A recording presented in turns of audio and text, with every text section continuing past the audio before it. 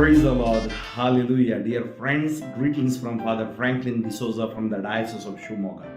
Today I'm going to share with you 23rd Sunday in Ordinary Time, the readings of this Sunday, September 10th. Let us pray. Heavenly Father, I praise and glorify Thy name. I thank you for giving us these readings today. Let these readings bring healing to us, inspire us, give us your Holy Spirit so that we may understand what we read and what I explain. We ask this through Christ our Lord. Amen. First reading is from Ezekiel chapter 33, verses 7 to 9. Thus says the Lord, You son of man, I have made a watchman for the house of Israel. Whenever you hear a word from my mouth, you shall give them warning from me. If I say to the wicked, O wicked one, you shall surely die, and you do not speak to warn the wicked to turn from his way, that wicked person shall die in his iniquity, but his blood I will require at your hand. But if you warn the wicked to turn from his way, and he does not turn from his way, that person shall die in his iniquity, but you will have delivered your soul. Psalm 95. Oh, that today you would listen to his voice, harden not your hearts. Come, let us ring out our joy to the Lord. Hail the rock who saves us. Let us come into his presence giving thanks. Let us hail him with a song of praise. Oh, that today you would listen to his voice, harden not your hearts. Oh, come, let us bow and bend low. Let us kneel before God. Let us kneel before the God who made us, for he is our God and we, the people who belong to his pasture, the flock that is led by his hand. Oh, that today you would listen to his voice, harden not your hearts. Oh, that today you would listen to his voice, harden not your hearts, as at Meribah, as on that day at Massa in the desert, when your forebears put me to the test, when they tried me, though they saw my work. Oh, that today you would listen to his voice, harden not your hearts. Second reading from the letter to the Romans by St. Paul, chapter 13, verses 8 to 10. Brethren, owe no one anything except to love each other, for the one who loves another has fulfilled the law. For the commandments, you shall not commit adultery, you shall not murder, you shall not steal, you shall not covet, and any other commandment are summed up in this word: you shall love your neighbor as yourself. Love does no wrong to a neighbor, therefore love is the fulfilling of the law. Acclamation. In Christ, God was reconciling the world to himself and entrusting to us the message of reconciliation. Gospel according to Matthew chapter 18, 15 to 20. At that time, Jesus said to his disciples, If your brother sins against you, go and tell him his fault between you and him alone. If he listens to you, you have gained your brother. But if he does not listen, take one or two others along with you, that every charge may be established by the evidence of 2 or 3 witnesses. If he refuses to listen to them, tell it to the church, and if he refuses to listen even to the church, let him be to you as a Gentile and a tax collector. Truly I say to you, whatever you bind on earth shall be bound in heaven, Whatever you loose on earth shall be loosed in heaven. Again I say to you, if two of you agree on earth about anything they ask, it will be done for them by my Father in heaven. For where two or three are gathered in my name, there am I among them. Dear friends, Jesus concludes the message of today. For where two or three gathered in my name. Two or three gathered in my name. How two or three will come together? They will come together in spirit. They will come together in love. And when they come together, God dwells there. God dwells in a community. If you remember, when God created Adam and Eve, and the first son was Cain, then we know Abel. Cain kills Abel, and God asks a question. Cain, where is your brother? Where is your brother? And he says, am I my brother's keeper? Whatever answers, but the answer is yes. We live as not individuals. We live in a community, at home, father, mother, and children. In a church, we come together as a community, maybe basic Christian or small Christian communities. And we come parish as a community, come in unity. And that unity comes because of God. God, a triune God, Father, Son, and Holy Spirit.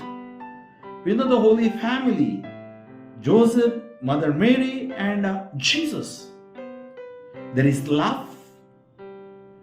There is spirit working there. Now all of us want our prayers to be heard. All of us want that God should listen to us. The basic thing we forget, we don't come together. You know, earlier days we used to come together in family. That's why we have this saying, family that prays together stays together. There was a binding with the Spirit, with God. Today people have forgotten God. Individualistic we have become. No need, they don't go for prayer, no church. For the name's sake they have become Catholics, only baptized, that's all. Don't think that we are going to get salvation because only of our baptism. I'm sorry. And that is the tragedy of today. And you know, Jesus draws, this very clear in this message today. The first reading is from the prophet Ezekiel. He says to Ezekiel, tell the person who is doing wrong, the wicked man, tell him what you are doing is wrong. If you don't tell and it dies, you will be responsible for his soul. And if you tell him and it doesn't change, he will be responsible for his soul and you will not be troubled by me. Or your soul will be restored, or you will attain your salvation. Am I my brother's keeper? Yes. We know sometimes in our own community, we know in our own family members doing wrong thing, we have every right to tell him, tell her, what you are doing is wrong. You know, today in the world, everything is changing. Wrong becomes right and right becomes wrong. Truth becomes lie, lie becomes truth today. That is what happening. And there is a mentality, chalta hai, okay. No, it is not okay. God says it is not okay. Wicked should not die in his wickedness. Every one of us has the responsibility. I have seen parents, they are not correcting their children. Or maybe husband is not correcting his wife. Wife is not correcting his husband. Maybe you know your own brother or sister is doing wrong. Maybe somebody is doing wrong. Maybe he is a priest or religious. Go and tell them individually. And that's what the wickedness is there in every one of us. Nobody is born as a saint. All of us are weak. Fleshly desires are there. And sometimes we think that nobody knows it. And when it is revealed, that is your disaster. That's your disaster. That's why God says to Ezekiel, warn the wicked. That is the responsibility. And when after warning he doesn't listen, then he is responsible. If you don't warn, you are responsible. See how beautifully it is. That means we are responsible for one another. And in the third reading, I'll come to the second reading later. Third reading, Jesus brings the same concept there. If your brother sins against you, now what do you have to do? And tell him his fault between you and him alone. We need courage. We need courage to go and talk. See, dialogue solves many things. Sit there, pray and go. The Spirit of God will work. And the repentance will come and he will agree and he will change. Asking sorry or accepting that I have done wrong, I think that is the greatest blessing. There is a million worth money in the world. And he says go one to one. Then he says, if he listens to you, you have gained your brother. Your relationship is gained back. But if he does not listen, take one or two others along with you. Maybe those people you know, they can help you out. That every charge may be established by the evidence of 2 or 3 witnesses. There are some people still hard-hearted, stiff-necked, we say. So what did he? If he refuses to listen to them, tell to the church. That means go to the larger, first 1 to 1, then 2 and 3, then to a larger level is the church. Elders are there, maybe priests is there, religious is there. And let him church, and if he refuses to listen even to the church, that means, remember, he has hardened his heart.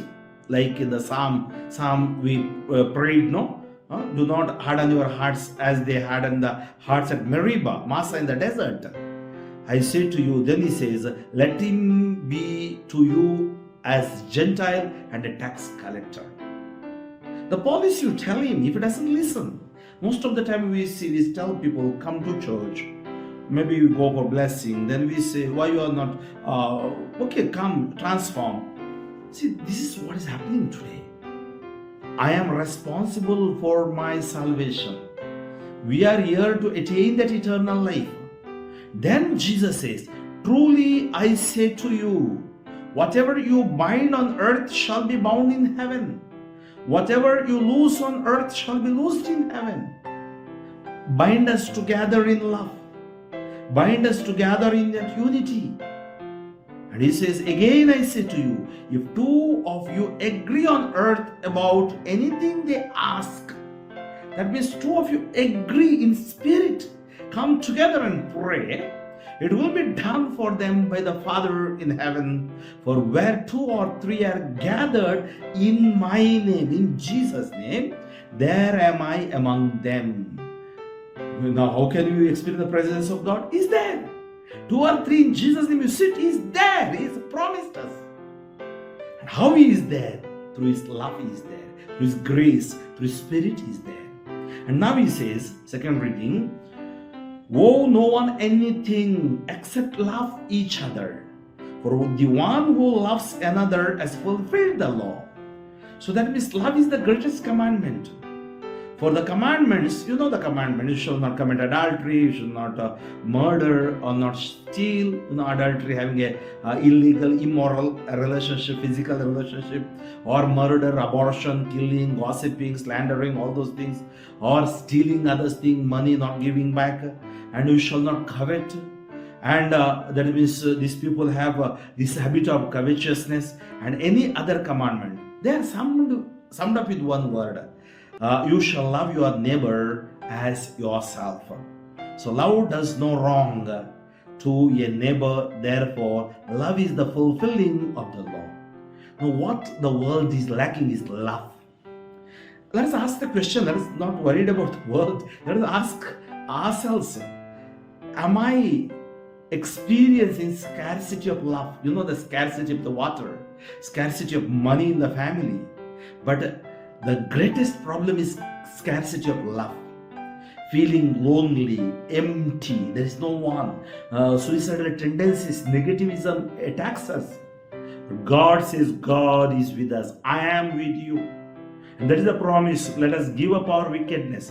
Let us give up all our shortcomings and weaknesses. Let us offer it to the Lord and ask the Lord to cleanse us, heal us, and deliver us. Heavenly Father, I praise and glorify thy name. I surrender my brothers and sisters into your mighty hands. Lord, as we have heard this word, let this word heal my people, touch my people, even me. Let it cleanse every one of us, Lord. Very specially, help us to love and obey you. Help us to be strong in a personal prayer and community prayer. Help us to be strong in the power of the Word of God and live and lead a life according to the Spirit. Jesus, I pray those who are in need of your healing touch, all the wickedness may vanish. I bind the sin disturbances. I pray for the physical healing, mental healing, spiritual healing, psychological healing, which they are in need of. Pray for the healing and deliverance. I pray for the anointing. Touch, bless, heal for your glory. In Jesus' name I pray. May Almighty God bless you, the Father and the Son and the Holy Spirit. Amen. Kindly share this word with your friends. If you have a WhatsApp group, just forward the link to others. God bless you.